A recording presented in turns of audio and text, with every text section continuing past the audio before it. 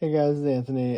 This is just kind of a quick video that I wish had existed. It's something so basic that I guess no one felt the need to create a video, and it's not even in the manual. But the frame and cutting wheel that comes with it cuts pretty much most keys. I was working on a little project to cut a bunch of Kwikset keys, so rather than constantly moving the wheel back and forth or having to make multiple cuts for each cut, because of the wideness of the Kwikset ones, I just got the Kwikset wheel for the Framon, which is wider than normal or the regular wheel. So, but then I had to figure out how to change it, and there's not a lot of information about that. So I said, well, this must be something so simple that nobody feels the need to document it, because I searched and watched a lot of videos that were pretty informative about Framons, but nothing that addressed this specific topic. Because of the way my workbench, I use that in quotes, is set up, I don't have a tripod that can kind of hold it, but I'll just get into it then, and you'll have to deal with unstable video. But so I kind of knew, here's the cutting wheel. So, and this is actually the Kwikset one that I'm going to take off.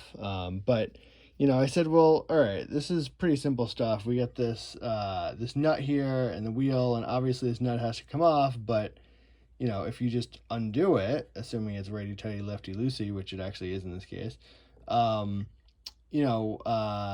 great, but that's gonna move the cutting wheel too. So I need to somehow hold the cutting wheel stationary, or this spindle that the cutting wheel is on, this thing over here. I need to somehow keep that from moving so that I can undo this. So I kind of futzed around with this, and I know that this is right, left, and center. It has to do with angles for cutting angled cuts like Medico keys or whatever. So I kind of know that. I saw that in one of Rubber Band's videos where he talked about the Framon. And I do want to thank him for helping me with this, because what I came up with, I ran it by him because I'm not working in a locksmith shop, so I don't have anyone to bounce this off of, and he was very helpful, so thank you. But anyway, so I did kind of figure it out on my own, and I did bounce it off of him when I did to make sure I wasn't a complete idiot. But basically, I kind of futzed around and looked, and I saw this little hole here. And if I really thought ahead, I would have brought a flashlight, but I think I took some pictures. But anyway, so I looked down this hole, and it's not threaded the way I thought it would be. There is kind of a little divot at the bottom, but this is not actually for screws in this little itty bitty hole down here. So that was interesting, and so I thought, well, maybe that's what I'm supposed to use to kind of hold this spindle from moving. And so I ended up using the little wrenchy thing, or not, the Allen's wrench that came with it, which, God help me, I don't know where it is. It has migrated. Oh, okay. So I ended up using this little thing to kind of hold that. But it's not really, it's a little too small. It kind of worked, but it felt very hacky and made me very unsure of it. So I don't know why they don't give you something that really kind of fits in there, because this little Allen's wrench, it kind of works, but it's really not designed for that. It's just kind of loose and sloppy. So I don't know. That had me wonder, like, am I doing this the right way? I don't know. So that was the source of some self-doubt. But through trial and error, and I think I took out my Eklund hex wrench set, I eventually found a size that worked, and it was a 5/32. Now, it is possible in older models of Framons it's a different size. I don't really know, or maybe there's a different method entirely. I have no idea.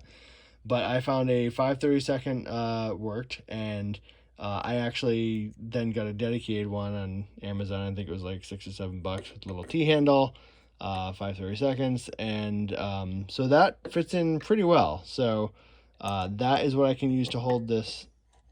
Yeah, that fits in very well, actually.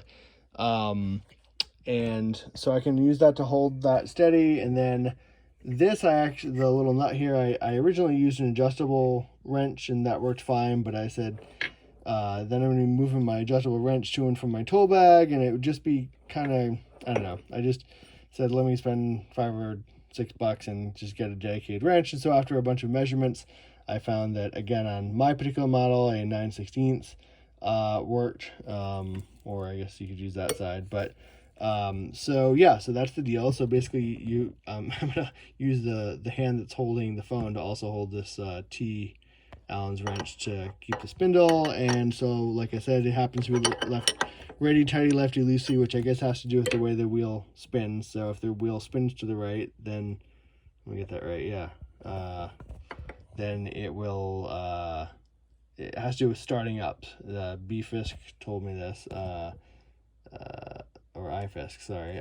So, but yeah, so I could try to start up actually to show it, but something about the righty-tighty. Hold on, I'm gonna plug it in. I don't normally keep it plugged in because this is also where my cat lives. So, okay, so let's just turn that on for a second. Is everything clear? Let's be safe. I could even be super safe and put on some goggles, but I'm not actually going to cut anything. So, so we see that it was spinning this way. So that has to do with the, let's see, if it's starting up, it's going to start going that way. Right, so that means that it wouldn't want to start and begin loosening itself. So that's why the righty is the tighty in this case, which is why the HVC is the other way, because I think the wheel spins the other way and so does the loosening, but that's separate. Anyway, the blitz. So back to where we were, I was just trying to demonstrate this, so I gotta find a little hole. I gotta manually rotate it until I see the little hole. Where is the little hole? This is another quick video that turns out to not be so quick, but that's my life, so. All right, so we are holding this. We will be holding it very shortly. So we're gonna hold it with the same thing that holds the phone, and then we are going to undo this. I actually really do want to change this wheel. I want to put it back to the one that came with it. Oh, and there we go. So once you get it by hand, you can just manually undo it. Lefty loosey. Here we go, loosey. All right. Carefully take that off. Take this off. If anyone knows where to get these little plastic cases, that would be nifty. Because I bought the Kwikset wheel and they give it to me in plastic and cardboard, and it's like, well, yeah, but maybe I want to put it in a neat little case. But anyway, the place that sold me the wheel said that they do not sell the thing separately, the cases. So, all right, so now we got to put the original one back on. It's got convenient little arrows, so the 8445, and CLK has a great video which explains the numbering system. It has to do with the angle and the width, I think. It's 84-degree angle and a 45 width. But anyway, so this is the outside, putting it on, putting this on, and then the key with a lot of this stuff is to tighten but not over tighten. So don't go nuts. So I'm going to do it by hand, and sure, I'll do it by hand. All right. And anyway, so this is the video that I wish had existed when I was trying to figure out how the heck to do this, and was very surprised that not a single person had seemed to have created such a video. So tighten but not over tighten. So that seems tight, and I'm gonna stop because yeah. Okay, so there we go. Now I can cut some Schlage keys, and I guess I'm good. You know, I could have. I kind of was holding the Allen wrench when I did that, so let's just be, yeah, that's good. I like that. All right, so there we go.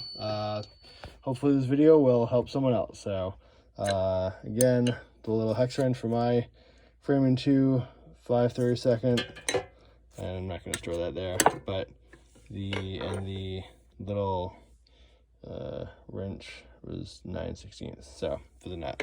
All right, there we go. Thank you, and I'll see you online or something. Yes.